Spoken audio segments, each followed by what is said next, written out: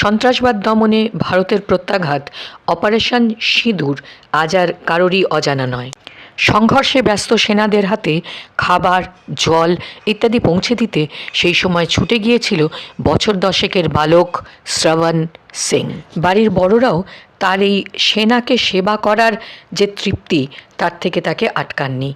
সুতরাং আজ সেই খুদেই হয়ে উঠেছে ভারতীয় সেনার চোখের মণি। ভারতীয় সেনার তরফে শ্রবণকে ইয়াংগেস্ট সিভিল ওয়ারিয়র সম্মান দেওয়া হলো। সর্বকনিষ্ঠ অসামরিক যোদ্ধার শিরোপা পেল শ্রবণ। সেনা জওয়ানদের সেবা করতে পারায়, তাদের খাবার ও জল পৌঁছে দিতে পারায় অত্যন্ত তৃপ্ত ও খুশি শ্রবণ। তার কথায়, আমি বড় হয়ে সেনা হতে চাই, দেশের হয়ে লড়াই করতে চাই। তুঝে সালাম শ্রবণ, অনেক বড় হো, জয় হো। সংবাদ সৌজন্য আনন্দবাজার.com।